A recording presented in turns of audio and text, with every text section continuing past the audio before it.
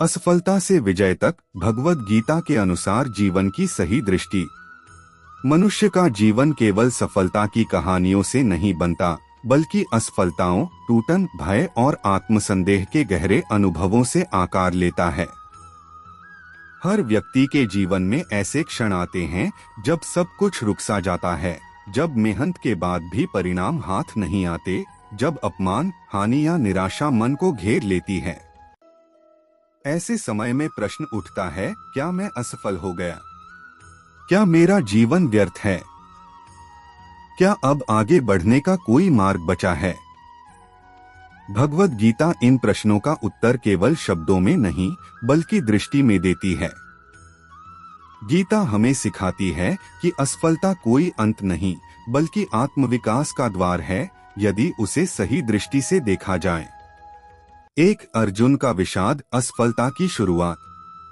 गीता का आरंभ ही अर्जुन के विषाद से होता है। युद्धभूमि में खड़ा अर्जुन बाहरी रूप से शक्तिशाली योद्धा है, पर भीतर से वह टूट चुका है। उसके हाथ कांप रहे हैं, मुख सूख रहा है, मन भ्रमित है। वह कहता है, न कांक्षे विजय कृष्ण न च राज्य सुखानी च।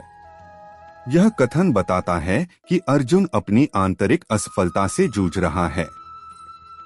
यह वही स्थिति है जब मनुष्य जीवन में सब कुछ होते हुए भी भीतर से खाली महसूस करता है।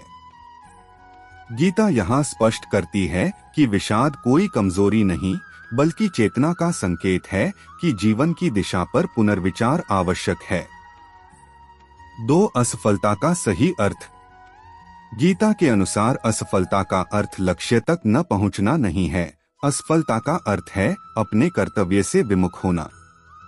श्री कृष्ण कहते हैं, स्वधर्मे निधन श्रेयः परधर्मो भयावह। यदि मनुष्य अपने स्वधर्म पर चलता हुआ गिरता है तो वह भी कल्याणकारी है, पर यदि वह दूसरों की राह देखकर अपना मार्ग छोड़ दे तो वही वास्तविक असफलता है। आज का मनुष्य तुलना में जी रहा है, किसी की कमाई, किसी की सफलता, किसी की प्रसिद्धि। यह तुलना हमें अपने स्वधर्म से दूर कर देती है और यहीं से मानसिक असफलता जन्म लेती है। 3. कर्मफल का बंधन और असफलता का भय। असफलता का सबसे बड़ा कारण है फल की आसक्ति।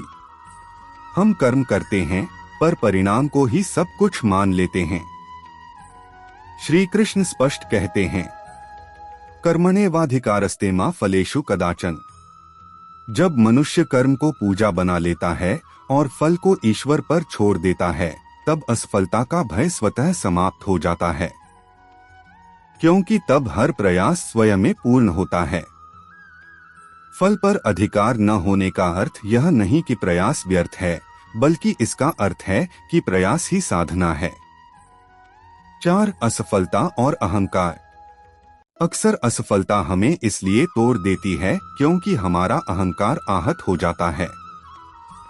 हम सोचते हैं, मैं ऐसा कैसे हार सकता हूँ। गीता सिखाती है कि अहंकार ही बंधन है।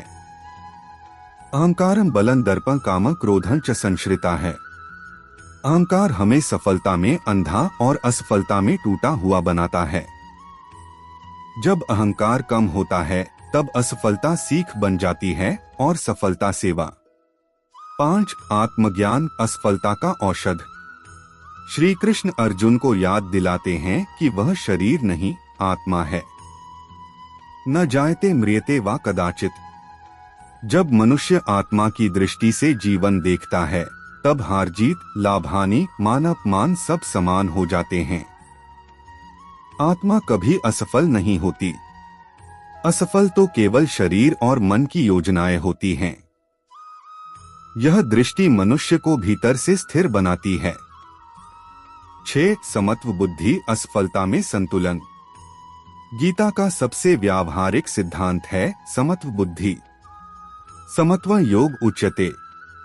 सफलता में अति उत्साह और असफलता में गहरा विषाद दोनों मन को अस्थिर करते हैं। समत्व का अर्थ है हर परिस्थिति में संतुलित रहना। जो व्यक्ति असफलता में भी अपने कर्म से विमुख नहीं होता, वही वास्तव में विजयी है। 7 भय का अंत और साहस की उत्पत्ति। असफलता का भय भविष्य से जुड़ा होता है। गीता सिखाती है कि वर्तमान में स्थित रहो। उद्धरेदात्मनात्माननात्मानमवसाद्येत। मनुष्य स्वयं अपना उद्धार भी है और पतन भी। जब वह स्वयं को गिरा हुआ मान लेता है तब गिरता है, जब स्वयं पर विश्वास करता है तब उठता है। 8 भक्ति असफलता में आश्रय। जब कर्म और ज्ञान भी मन को स्थिर न कर पाएं, तब भक्ति आश्रय बनती है। सर्वधर्मान परित्यज्य मामेकं शरणं व्रज। यह शरणागति हार मानना नहीं है, बल्कि अहंकार का विसर्जन है। भक्ति मनुष्य को यह विश्वास देती है कि वह अकेला नहीं है। 9 आज के जीवन में गीता का प्रयोग। आज का युवा परीक्षा में असफल होता है, व्यापार में घाटा होता है, रिश्ते टूटते हैं। गीता कहती है, हर गिरावट आत्मनिरीक्षण का अवसर है। क्या मेरा उद्देश्य स्पष्ट है? क्या मैं अपने स्वधर्म पर हूँ? क्या मैं फल के कारण कर्म छोड़ रहा हूँ? इन प्रश्नों के उत्तर हमें फिर से खड़ा कर देते हैं। 10 निष्कर्ष असफलता से ऊपर उठना।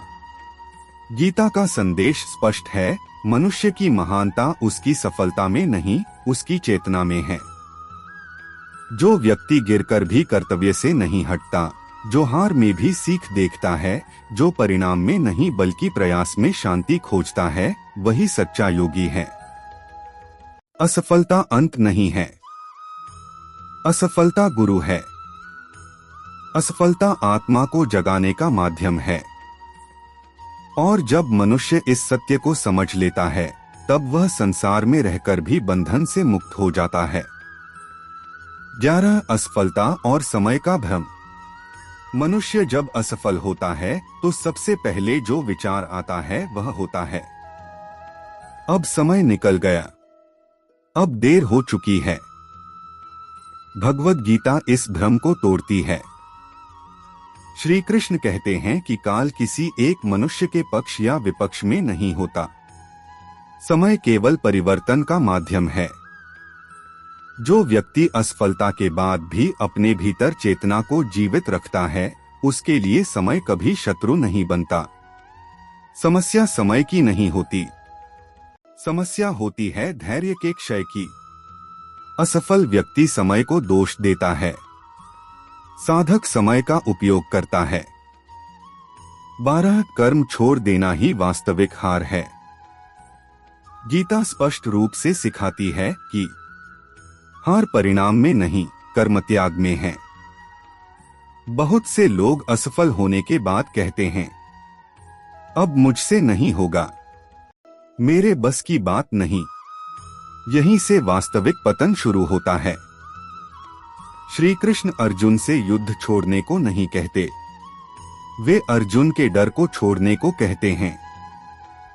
क्योंकि जो व्यक्ति डर के कारण कर्म छोड़ देता है, वह जीवित रहते हुए भी भीतर से पराजित हो जाता है। 13 असफलता और मन की आदतें। मनुष्य का मन सफलता का आदी हो जाता है।